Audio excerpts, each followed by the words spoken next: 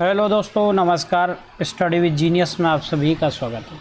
साथियों, class 12th में हम केमिस्ट्री पढ़ रहे थे और केमिस्ट्री में जो है हमने सांद्रता नापने के कुछ जो है राशियां हमने पढ़ी थी, जैसे मोलरता हुई, पीपीएम। इन चीज़ों को सभी को, साथ ही मोलरता और मोललता में हमने अंतर पढ़ा। और पूरा कंप्लीट करने के बाद आज हम एक नए चैप्टर पे आए हैं साथियों, हेनरी का नियम। अगर मैं हेनरी के नियम की बात करता हूं साथियों, तो हेनरी के नियम के बहुत सारे अनुप्रयोग आपने जो है देखे होंगे। हेनरी का नियम किस संबंध में बात करता है? जैसा कि आप लोगों को पता है कि जो हम पेप्सी पीते हैं, जो हम कोल्ड ड्रिंक्स पीते हैं, इन कोल्ड ड्रिंक्स में क्या रहता है? हम कहते हैं क्या रहती है? CO2 गैस घुली रहती है। किसमें? लिक्विड के साथ। अर्थात क्या हुआ? लिक्विड और गैस को हमने एक साथ जब घोलते हैं, तो इस संदर्भ में एक वैज्ञानिक हुए हेनरी ने एक नियम दिया है। और वो नियम क्या करता साथियों? वो नियम प्रदर्शित करता है कि लिक्विड की मात्रा और दाब में, चूंकि आप लोगों को पता है कि वो हाई प्रेशर के साथ एक दूसरे को मिलाया जाता है। अगर हम क्या लगाते हैं? दाब लगाया जाता है। दाब का संबंध किससे दिया जाता है? उसकी मात्रा से। किससे? उसकी मात्रा से, है ना? तो दाब के और उसकी मात्रा के बीच में एक संपर्क दिया है, उसी को हम हेनरी का नियम कहते हैं। तो हेनरी के नियम के बारे में अगर हम आपको लिखने का बोला जाए तो क्या लिखेंगे? हम लिखेंगे हेनरी के नियम के बारे में लिखते हैं साथियों। क्या है हेनरी का नियम? हेनरी का नियम यह कहता है गैसों की द्रवों में विलयता। ध्यान रखिएगा साथियों, हम गैस को द्रव में मिला रहे हैं, लेकिन ध्यान रखिएगा ये दोनों आपस में कभी भी क्रिया नहीं करने चाहिए। कौन कौन से? गैस और द्रव आपस में क्रिया नहीं करना चाहिए। अगर ये क्रिया कर लेते हैं तो एक यौगिक दूसरा बन जाएगा, तो ये नियम जो है हमारा फेल हो जाता है। वैसे आप लोगों को मैं इसके जो है इसके सीमाएं पढ़ाऊंगा, उसमें और क्लियर जो है हो जाएगा। ठीक है, तो साथियों क्या है? विलयता पर क्या लिखा था मैंने? दाब पढ़ा था हमने। विलेयता पर किसका? दाब का प्रभाव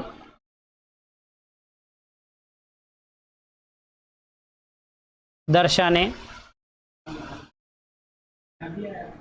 के लिए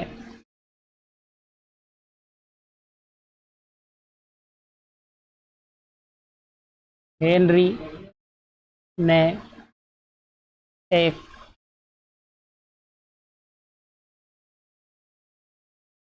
नियम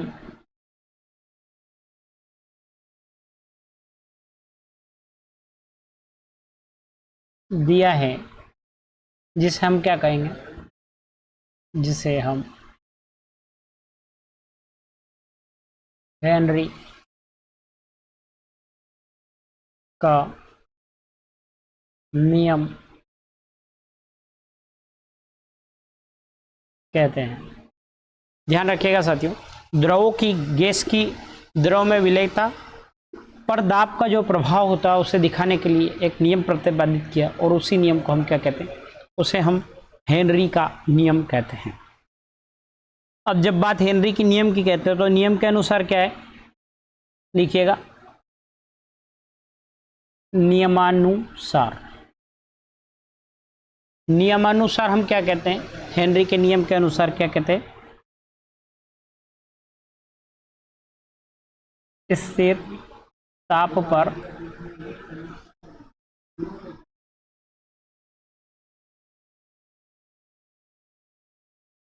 ताप पर किसी गैस की द्रव में क्या होती? किसी स्थिर ताप पर किसी गैस की जो है द्रव में विलयता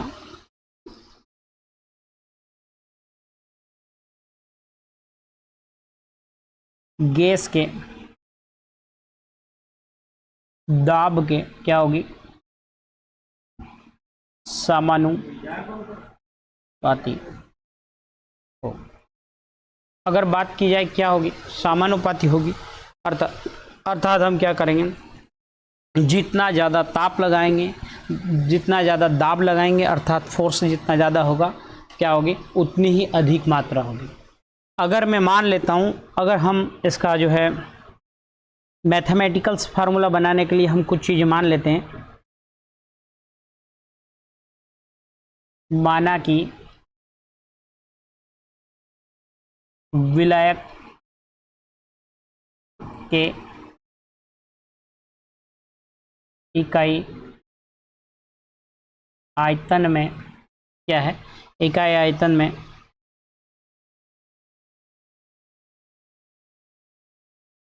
विलय गैस का जो है द्रव्यमान स्मॉल m है तथा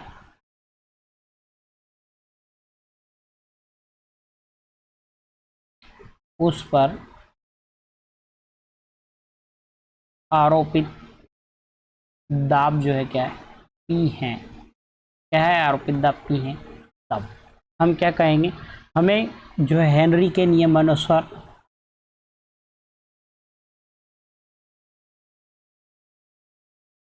हेनरी के नियम के अनुसार हम क्या कह सकते हैं, जो भी उसकी मात्रा होगी उसके दाब के जो है समानुपाती होगी।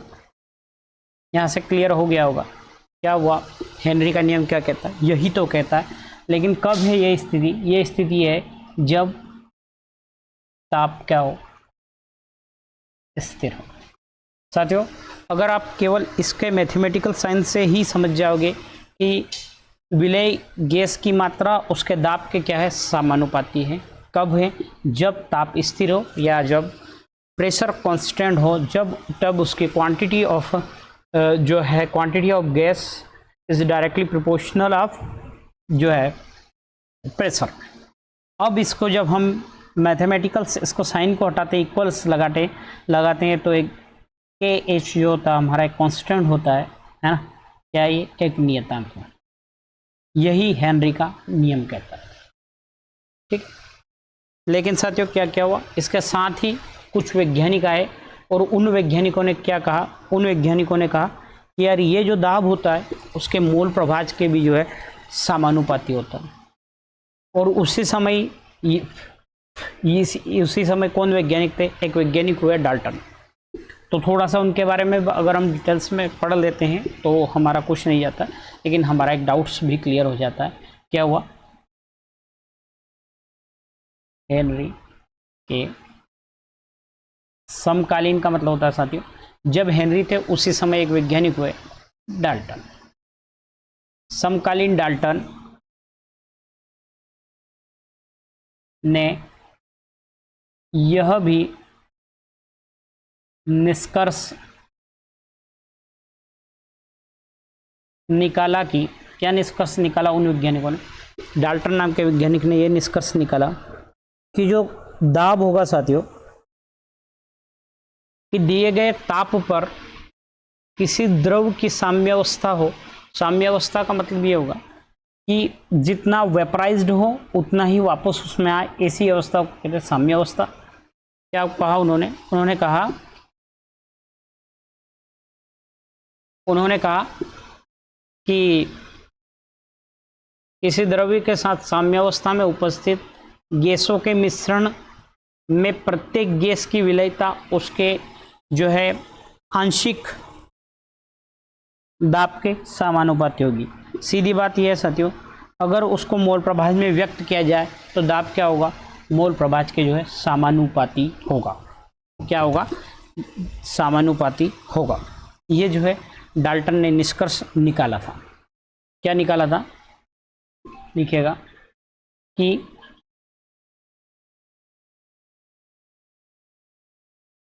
दिए गए ताप पर किसी द्रव्य के साथ साम्यावस्था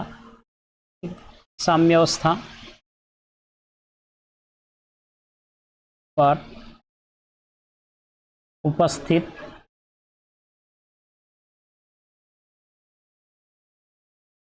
गैसों के मिश्रण में प्रत्येक गैस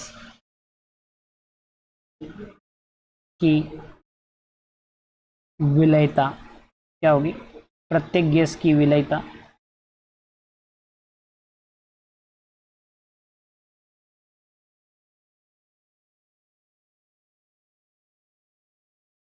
उसके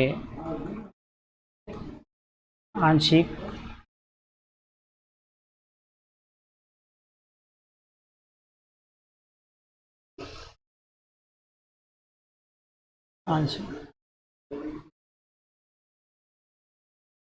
दाब के समानुपाती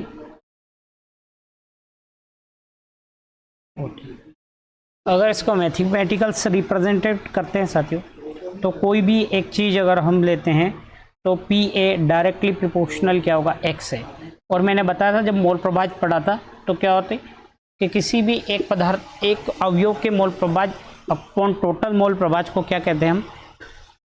हम कहते हैं मोल प्रभाज कहते हैं, है ना, मोलों की संख्याओं का मल्टीपल। अगर हम ये मल्टीपल्स हटाते हैं तो P is directly proportional to क्या हो जाएगा? के एच इंटू एक्स है, ठीक है, के एच इंटू एक्स ए जो है ये हो जाएगा, ये क्या? के एच, ठीक है। यहाँ से इन दोनों नियमों की पुष्टि होती है, क्योंकि अगर आपसे कोई पूछ लेता है कि एम डायरेक्टली प्रोपोर्शनल जो है के ए है तो एम पी ए पी है, तो पी डायरेक्टली प्रोपोर्शनल क्या हो जाता है? एन हो जाता। अब साथ ही पढ़ते हैं साथियों, अब साथियों पढ़ते हैं इसके अनुप्रयोग, ये आपको कहाँ कहाँ उपयोग होता है। तो हम क्या लिखेंगे? हेनरी के नियम के अनुप्रयोग। अब हेनरी के नियमों के अनुप्रयोगों की बात करते हैं तो आपने सबसे पहले तो देखा था, मैंने बताया था एग्जाम्पल जब शुरू किया था जब हम कोल्ड ड्रिंक्स बनाते हैं साथियों, तो जो उस कोल्ड ड्रिंक्सों में क्या करते हैं? हम CO2 गैस को क्या करते हैं? एक पदार्थ में डालते हैं या नहीं डालते? आपने देखा होगा, है ना। साथ साथ आपने देखा होगा जब गोताखोर रहते हैं, जब वो अंदर जाते हैं तो पानी में क्या घोल के ले जाते हैं? गैस घोल के ले जाते हैं। और ऐसे हमारे रक्त में भी कार्बन डाइऑक्साइड को बाहर निकालता है, ऑक्सीजन को हमारा ब्लड अंदर लेके जाता है। ऊंचाइयों में हम श्वास लेते हैं, क्यों कमी हो जाती है? क्योंकि ऊपर ऊंचाइयों की जो गैस होती है वो किस में घुली होती है? जलवाष्प में घुल जाती है। इसी तरह से इसी के अनुप्रयोग हैं। तो पहला अनुप्रयोग है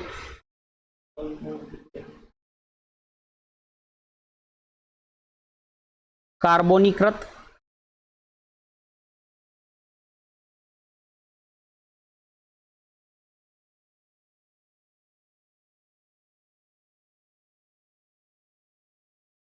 देखो क्या लिखा है, ये मैंने लिखा है शीतल, हाँ क्या लिखा है?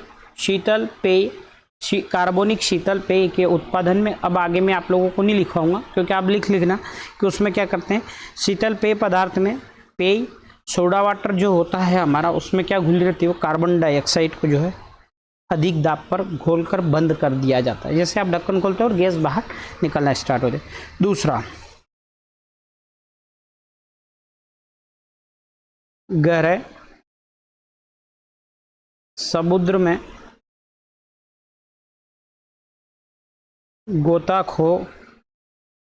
गोताखोरियों के लिए। अब आपने देखा होगा कि जब हम समुद्र में बहुत अंदर जाते हैं तो क्या करते हैं? कार्बन डाइऑक्साइड हो गया, CO ऑक्सीजन गैस किसमें? लिक्विड में घोलकर अंदर लिया जाता है। साथ ही साथ इसी प्रकार से थर्ड अनुप्रयोग यह है कि जो हमारा रक्त होता है, रक्त में घुली गैसों के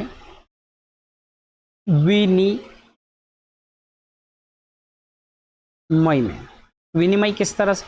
क्योंकि जो भी CO2 कहीं हमारे शरीर में बन जाती है तो हमारा ब्लड जो है उसे हार्ड के यहाँ लाकर छोड़ देता है और जो है फेफड़े तक जाके शुद्ध ब्लड जो खराब ब्लड रहता है वो फेफड़े में जाकर जो है गैस निकल जाती है, शुद्ध हो जाती है, फिर से ऑक्सीजन गैस घुलती है ब्लड में और पूरे शरीर में उस गैस का क्या होता है, हमारे विनिमय होता है। फोर्थ बात करते हैं तो फोर्थ क्या होता है, मैंने फिर से बताया था, अधिक ऊंचाइयों में क्या होता, श्वास लेने में हमें क्या होती, लेने में जो है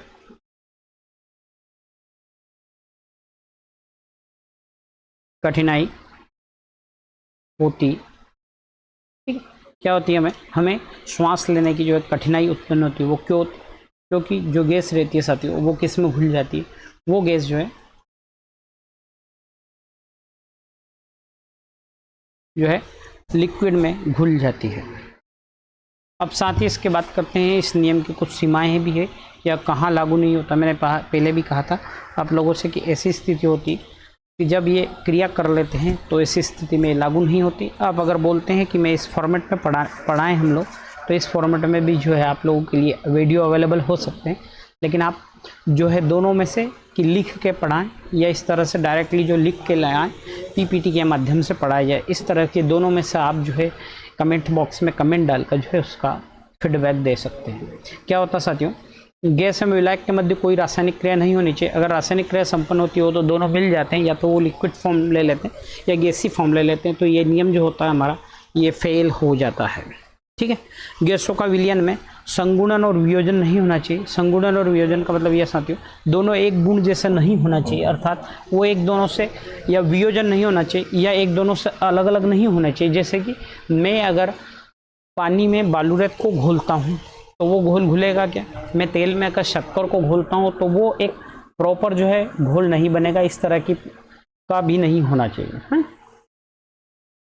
और ये जो नियम होता है ये कहाँ होता है, दाब हमारा कम होना चाहिए और उच्च ताप पर ही लागू होता है। कहाँ होता है, ध्यान रखिएगा। अगर आपसे कोई पूछता है कि हेनरी का नियम जो है अधिक दाब और कम ताप पर लागू होता है, तो हम क्या कहेंगे, नहीं, वो कहाँ होता है, कम ताप होना चाहिए, लेकिन ताप कैसा होना चाहिए, उच्च ताप होना चाहिए, ठीक है। ऐसी स्थिति में ही लागू होता है। यहाँ से आप लोगों को हेनरी का नियम जो है कंप्लीट क्लियर हो गया होगा। अब नेक्स्ट बात करते हैं साथियों वाष्प दाब की। अब वाष्प दाब क्या होता है साथियों, देखिएगा क्या होता है। वाष्प दाब एक ऐसी प्रोसेस होती है साथियों, एक निश्चित ताप आता है, उस निश्चित ताप पर, ये जैसे यहाँ पर ब्लड भरा हुआ है, सॉरी यहाँ पर कोई द्रव भरा हुआ है ना। अब कोई ताप अगर इस पर, ये पूरा सिस्टम बंद है, अब ऐसे स्थिति में क्या होगा, अगर इस पर हम दाब जो है ताप होगा तो वाष्प दाब बनेगी, और वो वाष्प दाब इस तरह से जो है ऊपर ऊपर ऊपर ऊपर ऊपर ऊपर स्टोर हो जाएगी, और वो वाष्प दाब इस जो लिक्विड पर एक दाब आरोपित करेगी, हम उस दाब को क्या कहेंगे, वाष्प दाब कहेंगे। अब यहाँ पर एक वो आता है वर्ड आता है साम्य अवस्था। साम्य अवस्था का मतलब ये होता है साथियों, बहुत बार आप लोगों ने एक ऐसी डेफिनेशन देखी होगी जिसमें पर्टिकुलर ए इस तरह से बी, तो इस तरह से साम्य अवस्था को प्रदर्शित किया जाता है। इसका मतलब ये है कि ए जितना कम होता है उतना बी बढ़ता है, और जितना बी बढ़ता है उतना ए कम होता है, फिर ए घटता है तो बी बढ़ता है। मतलब कुल मिलाकर यह है कि ये एक तरह का कैसा निकाय, संरक्षित निकाय। इसमें ए को केवल रूप परिवर्तन हो सकता है, बी का केवल रूप परिवर्तन हो सकता है, लेकिन नष्ट नहीं होगा। ऐसी स्थिति में अगर मैं यहाँ पर 1 लीटर पानी भरता हूँ, 1 लीटर, तो अगर मैं मानता हूँ एग्जाम्पल कि 800 जो है ml पानी बचा है, तो 200 ml क्या होगी, जल वाष्प होगी। ऐसी अवस्थाएं कहलाती वाष्प दाब कहलाती, सॉरी साम्य अवस्था कहलाती, जो क्या है। और ये किसी स्पेशल जो प्रेशर होगा, किसी स्पेशल जो टेम्परेचर होगा उसी पे होगी। और वेपराइजेशन जब स्टार्ट होगा, क्योंकि निश्चित ताप होगा, इस निश्चित ताप पर किसी द्रव के पृष्ठ के ऊपर द्रव के साथ साम्य अवस्था में उपस्थित वाष्प द्वारा आरोपित दाब द्रव का क्या कहलाता है, वाष्प दाब कहलाता है। क्या कहलाता है, वाष्प दाब कहलाता है। अब इस वाष्प दाब को कौन कौन चीज़ प्रभावित करेगी, हम उन चीज़ों को जो पढ़ने का कोशिश करते हैं। तो ध्यान रखिएगा साथियों, वाष्प दाब को 2 चीज़ें ज़्यादा प्रभावित करेगी। पहला तो है हमारा ताप, दूसरा है हमारा विलायक की प्रकृति। अब ताप किस तरह से प्रभावित करेगा, तो देखिएगा, अगर हम ताप को बढ़ाएं तो जल वाष्प बढ़ेगा, क्योंकि गतों जो हमारे अणु होते हैं इनकी गतिज ऊर्जा क्या होती है, बढ़ जाती है, तो वाष्प में परिवर्तित होने लग जाएंगे, और ऐसी स्थिति में क्या होगा, वेपराइज प्रेशर जो होगा वो बढ़ने लग जाएगा। विलायक की प्रकृति की बात करते हैं, तो विलायक की प्रकृति पर किस तरह से निर्भर करेगा, सुनिए। अगर कोई सिंपल सी बात है कि अगर कोई, देखिए क्या होता है, कोई ऐसा विलायक हो, है ना, जिसका अंतरा अणुक बल क्या हो, अंतरा अणुक बल जो है वो क्या होना चाहिए, ज़्यादा होना चाहिए। अगर अंतरा अणुक बल ज़्यादा है तो इतनी जल्दी से जो है लिक्विड फॉर्म में टूटेगा नहीं। जब वो टूटेगा नहीं तो उसका जो है गैस बनेगी नहीं, गैस नहीं बनेगी तो ऐसी स्थिति में क्या होगा, जो हमारा वाष्प दाब होगा वो क्या होगा, वाष्प दाब हमारा कम होगा। सिंपल सी बात। अगर विलायक की बात आती है, विलायक की बात होती है, विलायक का अंतराणुक बल क्या हो, अंतराणुक बल कम हो, क्या हो, अंतरा अणुक बल जो है हमारा क्या है, कम है। अगर अंतराणुक बल कम है, ऐसी स्थिति में हमारा वाष्प दाब क्या हो, ज्यादा होगा, क्योंकि वाष्प में ज्यादा वाष्पीकृत हो जाए, सीधी सी बात है। क्योंकि अंतराणुक बल को तोड़ने में जितनी एनर्जी लगती है, अगर ज्यादा पावर ज्यादा है, इन दोनों के बीच अंतराणुक बल ज्यादा है, तो इतनी इसी टूटेंगे नहीं, तो ऐसी स्थिति में क्या है, ऐसी स्थिति में क्या है, वाष्पीकृत कम होंगे तो वाष्प दाब कम हो, सिंपल सी बात है। वाष्प दाब विलायक की प्रकृति द्वारा प्रभावित होता है। किसके द्वारा प्रभावित होता है, विलायक की प्रकृति द्वारा प्रभावित होता है। यदि विलायक के अणुओं के मध्य अंतराणु का आकर्षण बल क्या हो, अधिक हो, वही मैंने समझाया था, तो वाष्पीकृत होने की प्रवृत्ति क्या होगी, कम होगी। क्या होगी, वाष्पीकृत की प्रवृत्ति कम होगी, अतः वाष्प दाब भी कम होता है। क्या होगा, साथ साथ वाष्प दाब भी कम होगा। जबकि विलायक के अणुओं के मध्य अंतराण्विक आकर्षण बल जो है कम होता है, तो वाष्पीकृत होने की प्रवृत्ति अधिक होगी, तो इस स्थिति में वाष्प दाब क्या होगा, अधिक होगा। यहाँ तक आपको हेनरी का नियम, हेनरी के नियम के साथ साथ जो है वाष्प दाब, दो चीजें जो है हमारी कंप्लीट होती हैं। चलते हैं साथियों अगली पोजीशन पे। और साथियों अगर आपको मेरी वीडियो अच्छी लगती है तो अपने दोस्तों को शेयर कर सकते हैं, साथ साथ सब्सक्राइब भी कर सकते हैं, ताकि हमारी आने जाने वाली सारी गतिविधियों पर आपकी नज़र रहे। बेल आइकन्स भी प्रेस करें। और साथ साथ साथियों अगर आपको हमारी ज़्यादा ही हमारी जो है हर चीज़ों पर पेनी नज़र रखना हो, तो आप हमारे चैनल को जो है टेलीग्राम चैनल को भी आप क्या कर सकते हो, सब्सक्राइब कर सकते हो। ठीक है, तो अगला नियम है साथियों, वाष्पशील द्रवों के लिए राउल्ट का नियम लिखिए। तो साथियों राउल्ट ने क्या कहा था, राउल्ट एक वैज्ञानिक हुए।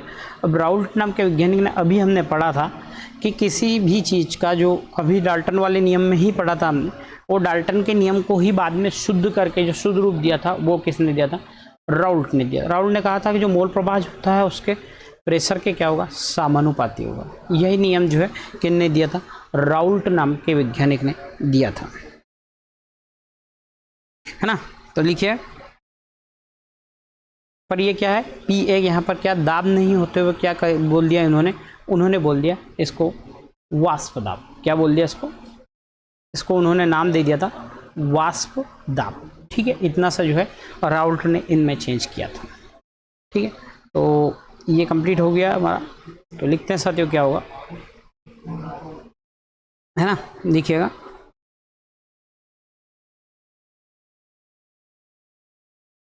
राउल्ट का नियम। ठीक है, अब जब राउल्ट के नियम की हम बात करेंगे क्या होता है, देखिए इस नियम के अनुसार क्या होगा साथियों,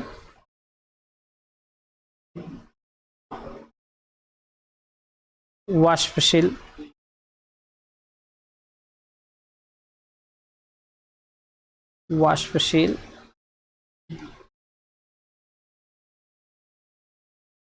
वाष्पशील द्रवों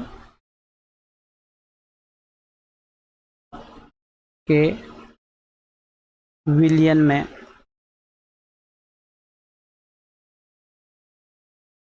प्रत्येक घटक का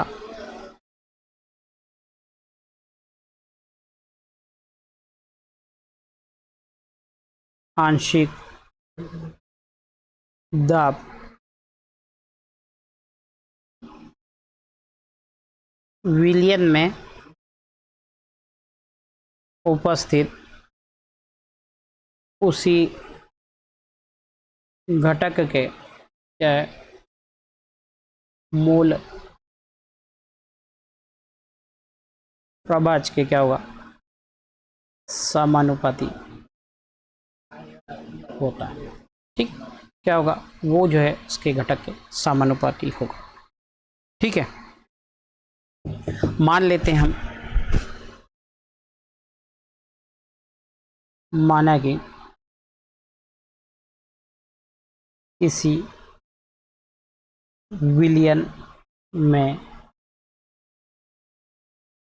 घटक ए और क्या है बी है। तब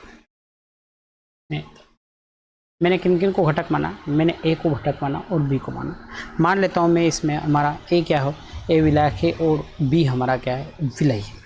ठीक है, ऐसी स्थिति में हम जो उसके लिए एक समीकरण जो है निगमित करेंगे और उस समीकरण को फिर से डिटेल में देखेंगे। ठीक, साथ साथ साथियों ये मैंने अभी आप लोगों को जो है किसके संबंध में समझाया था, जो मैं मिटा रहा हूँ उसको मैंने आपको वाष्प दाब पर किसका प्रभाव समझाया था। मैंने वाष्प दाब पर जो है विलायक की प्रकृति को जो है समझाया था।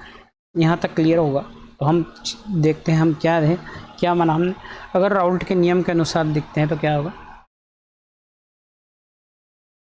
नियमानुसार क्या हो जाएगा, P A directly proportional to X है। ठीक है, P A directly proportional to X है ना। तो क्या हो जाएगा साथियों, P A is equal to P A nought है ना, ये एक तरह का क्या है कांस्टेंट है ना, इंटू एक्स है। ये हो गया हमारा समीकरण। इसी तरह से हम बी की बात करते हैं तो P B is equal to P B constant into X B. ये हो गई हमारी इक्वेशन सेकंड। ठीक है, ये हो गया। अगर हमें क्या चाहिए, हम डाल्टन के नियम के अनुसार क्या करें, टोटल दाब निकाल रहे हैं। तो लिखिएगा डाल्टन के नियमानुसार। डाल्टन क्या कहता है, जो भी बल होगा हमारा, जो भी दाब होगा पूरा सॉल्यूशन का, पी एस का मतलब होगा सॉल्यूशन का, तो उसके एक घटक का प्लस दूसरे घटक का जो होगा वो हो जाएगा हमारा टोटल दाब। अगर मैं सॉल्यूशंस का यहाँ पर पूरे सॉल्यूशन का मैंने जो है निकाल लिया, तो चूंकि समीकरण 1 व 2 का मान जो है किसमें, समीकरण में 3 में रखने पर, जब मैं समीकरण 3 में मान रखूंगा साथियों तो पूरे सॉल्यूशन का दाब कितना होगा, वो हो जाएगा मेरा P A nought X A plus P B nought X B. ठीक है, चूंकि आप लोगों को जब मैंने मोल प्रभाज पढ़ा था, जब एक चीज पढ़ी थी, चूंकि है ना x A plus x B किसी भी घटक के, मैंने वहाँ नोट करवा के भी लिखाया था कि किसी भी घटक के कुल मोल प्रभाज का जो योग होता है वो कितना होता है, 1 होता है। अगर मैं पूरी इक्वेशंस को ए के फॉर्म में लिखता हूँ तो ये क्या हो जाएगा, लिखिएगा एक्स ए बराबर 1 माइनस एक्स बी। ठीक है, अब मैं तब ऊपर के इस इक्वेशंस में मैं ये वैल्यू रखता हूँ तो क्या हो जाएगा, P S is equal to P A nought X A plus P B nought 1 minus X B. ठीक है, अब फर्दर इसको मैं अगर सोल्व करता हूं तो क्या हो जाएगा, ये है ना,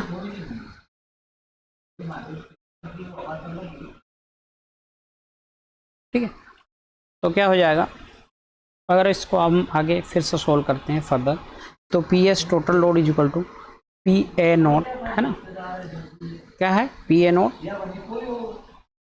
x A plus P B nought X B, sorry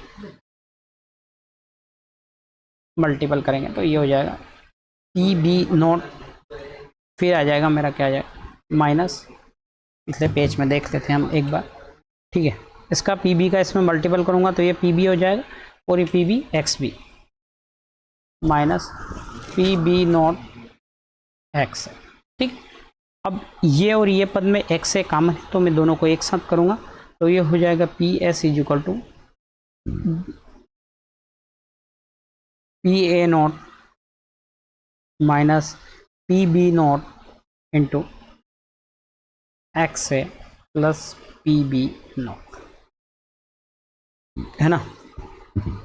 और यही मुझे जो है क्या करना था, प्रूव करना था, क्योंकि ये जो समीकरण है यहाँ से ये किस फॉर्मेट में आ गई है अब आप लोगों के बीच में,